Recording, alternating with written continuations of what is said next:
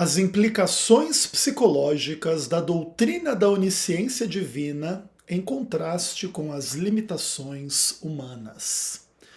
Eu sou Ezequiel Gomes, você está no canal Vem Senhor Jesus e hoje eu quero trazer para vocês um conteúdo dentro da área da psicologia, especialmente da psicologia cristã, tudo bem?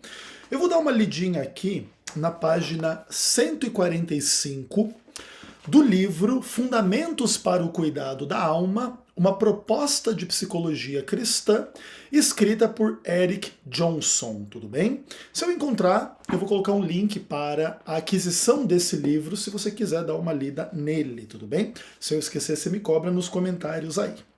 Eu estava dando uma estudada nesse livro, né, na minha meditação particular, e aí eu me deparei aqui na página 145 com um parágrafo que eu gostaria de ler para vocês e refletir um pouco a respeito dele no contexto aqui do nosso canal, para a gente pensar juntos aqui sobre quais são as implicações psicológicas da noção de que Deus é onisciente e de que o homem não é, que o homem é limitado. Quais são as implicações disso para a nossa própria compreensão da nossa própria natureza e da realidade psicológica, tanto da gente mesmo quanto dos outros, né? São questões muito interessantes. Então eu vou ler o parágrafo completo com vocês e depois volto questionando e comentando e avaliando as coisas aqui ditas, tudo bem? E aí o Eric Johnson diz o seguinte: o Deus triuno tem um conhecimento perfeito e uma apreciação apurada de tudo o que existe para saber sobre os seres humanos, visto que ele os criou e sabe todas as coisas passadas, presentes e futuras. Veja, por exemplo, o Salmo 139, 1 João capítulo 3, verso 20, Hebreus 4, verso 13. Isso garante uma compreensão abrangente, mesmo de aspectos dos seres humanos que Deus não criou, como o pecado, por exemplo.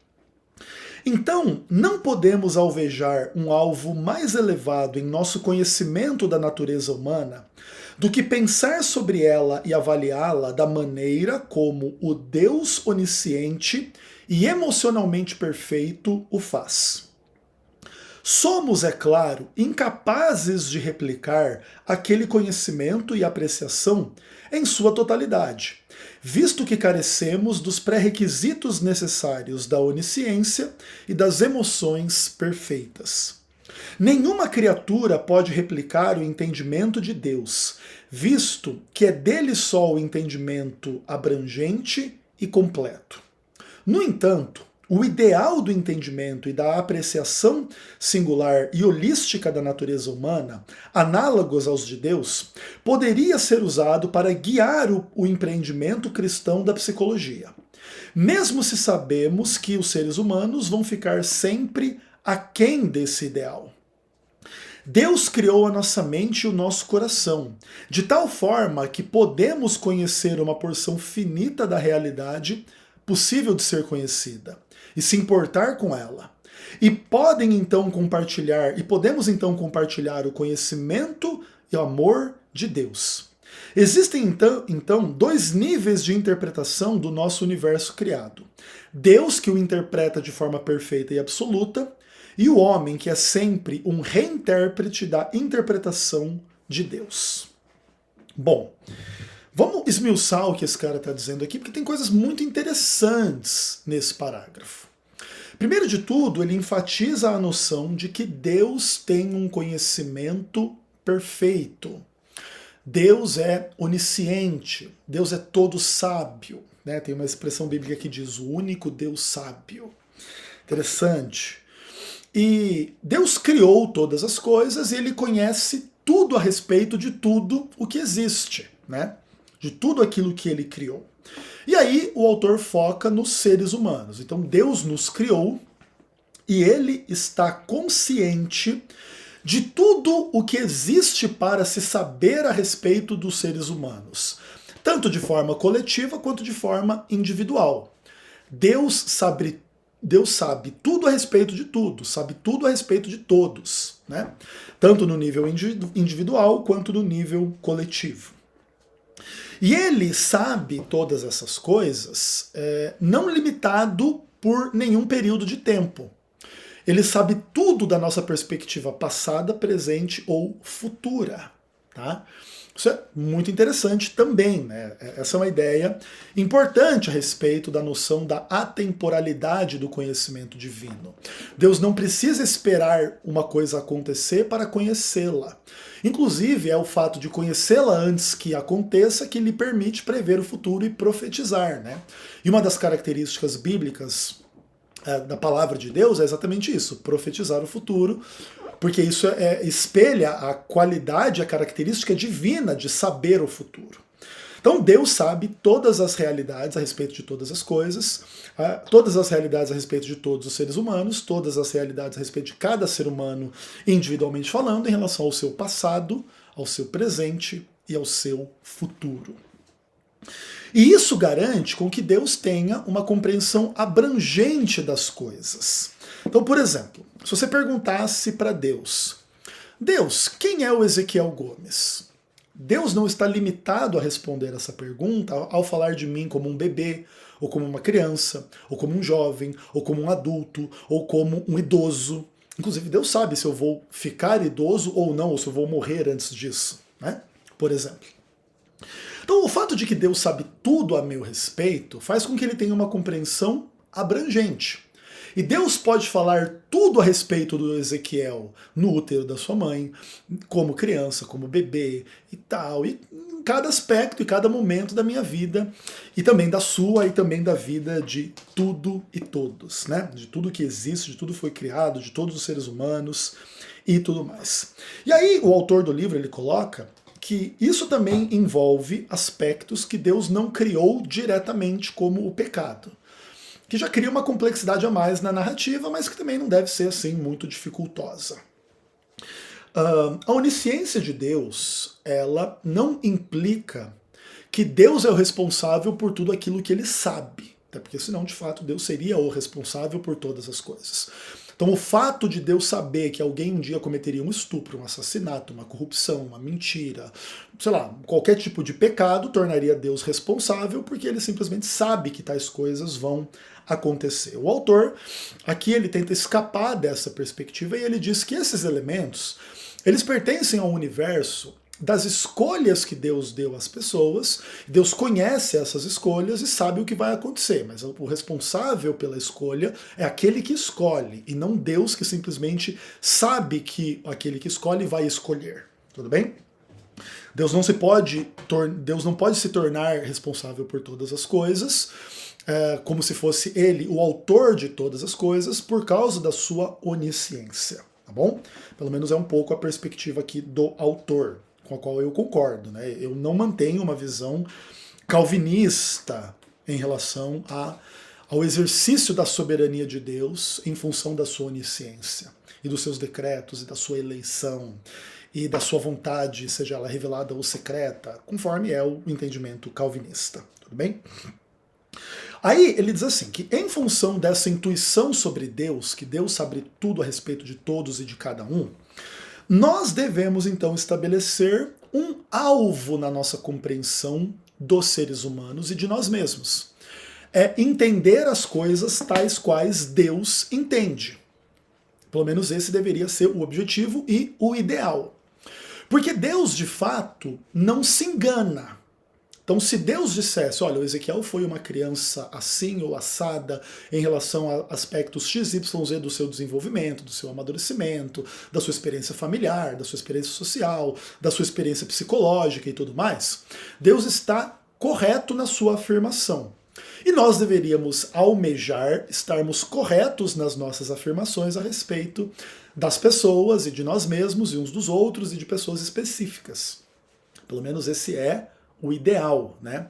O ideal é a gente conseguir entender as coisas tais quais as coisas são de fato. Entretanto, surge aqui um problema. Que Deus sabe essas coisas de forma acurada porque ele sabe todas as coisas. E nós, como não sabemos todas as coisas, não podemos saber as coisas de forma perfeitamente acurada. A gente pode cometer erro na nossa avaliação da nossa história, nosso desenvolvimento, da nossa condição mental, e não só nossa, como de tudo e de todos, né? Porque a gente não sabe tudo sobre tudo e todos. Então, isso cria uma tensão entre o ideal e o real. No ideal, nós deveríamos buscar o entendimento divino sobre tudo e todos. Mas nós não conseguimos abarcar tudo e todos e a onisciência na nossa própria natureza finita. Então sempre vai haver essa tensão entre o que de fato é e o que de fato a gente sabe. Inclusive a nosso próprio respeito. Eu sei muitas coisas a meu respeito, mas Deus sabe mais. Por exemplo, na época que eu era criança, eu era inconsciente de muitas coisas que Deus era consciente. Então, por exemplo, vamos dizer que um dia o meu pai me bateu, a minha mãe me bateu quando eu era criança. A minha percepção de ter apanhado como criança, ela vem acompanhada da minha ignorância a respeito dos motivos, dos porquês, dos contextos, da real condição das coisas, em função da qual meu pai ou minha mãe me bateu.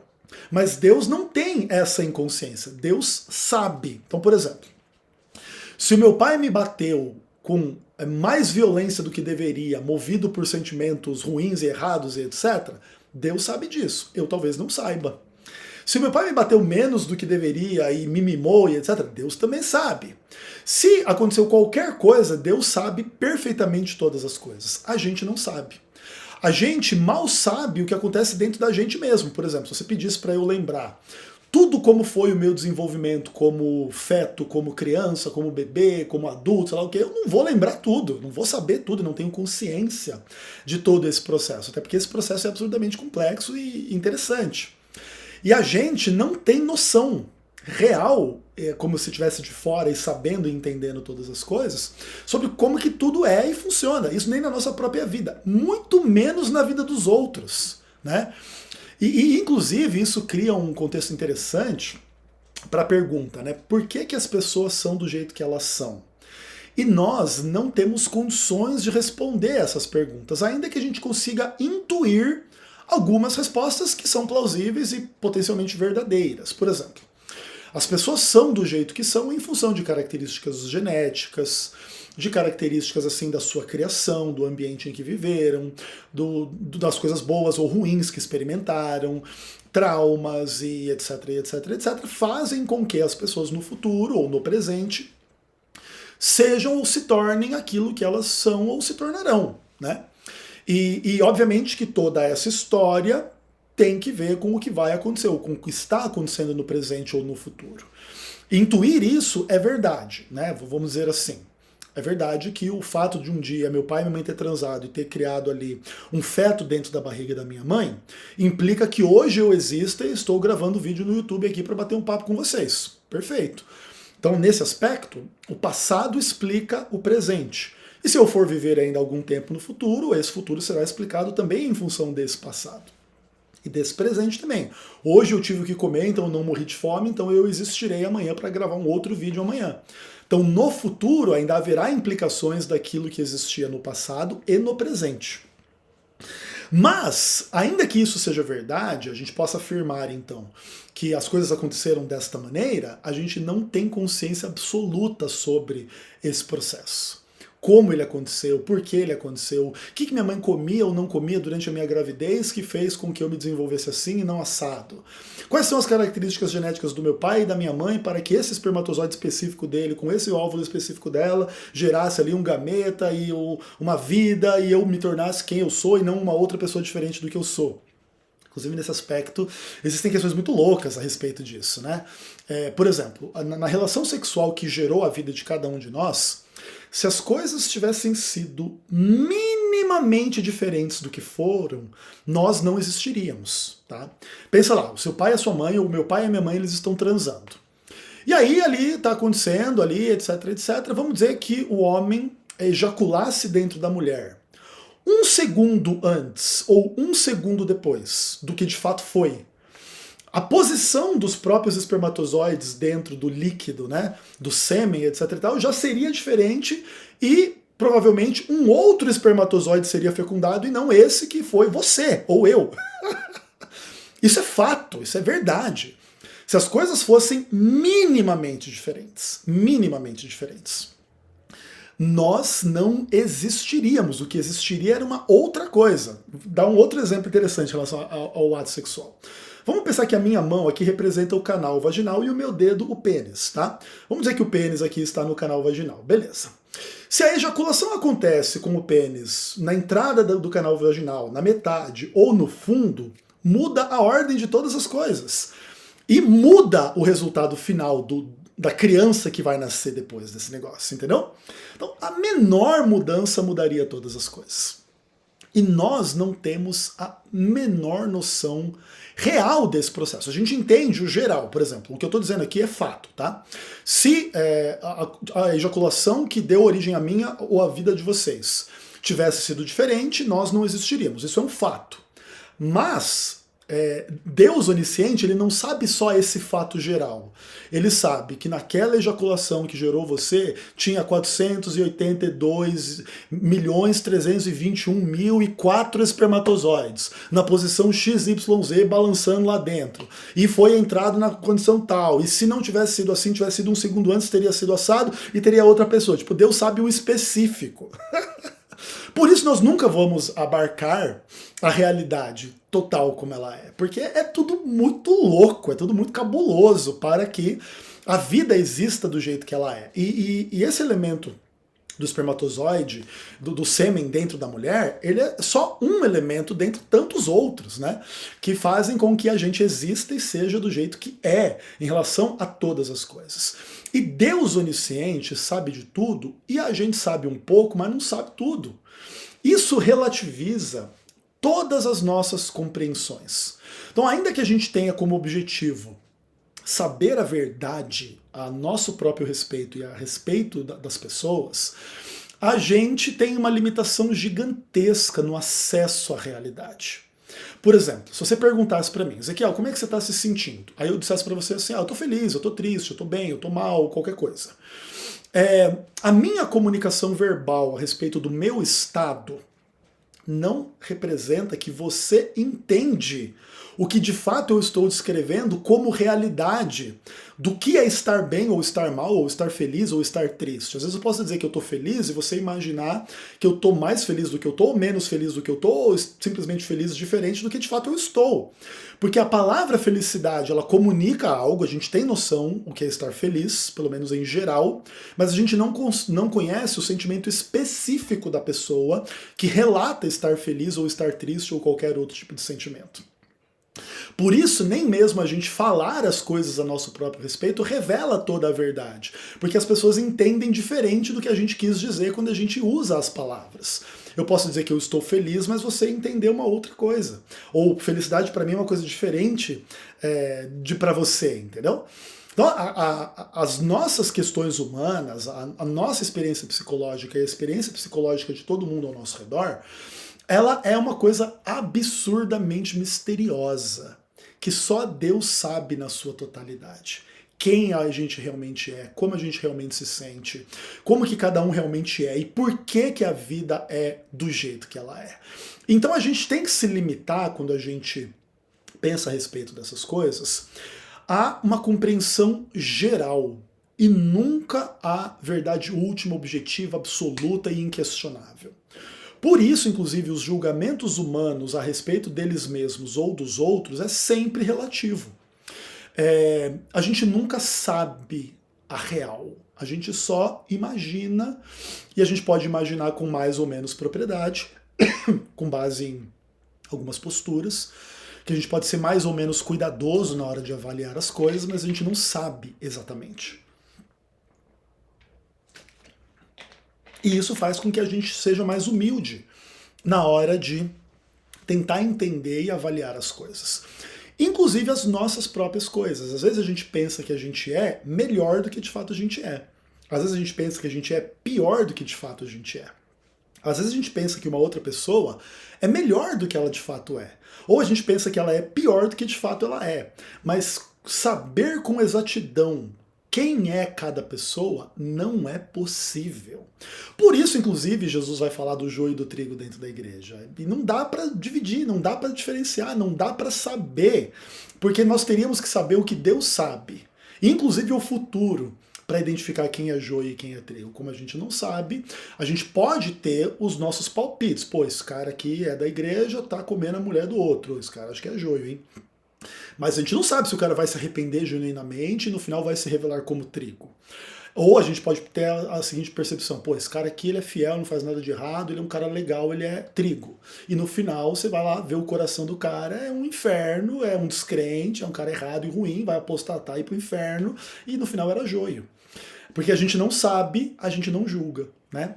Pelo menos não no sentido absoluto. Todos os julgamentos que a gente pode fazer, X fulano está errado, X fulano está correto, em relação a discussões teóricas ou práticas da vida cristã, são sempre uma visão limitada, nunca uma visão abrangente, essencial, fundamental, objetiva e onisciente de todas as coisas. Por isso o julgamento de quem é o que pertence unicamente a Deus. Tudo bem? É isso por hoje, até o próximo vídeo, se Deus quiser. Um abraço.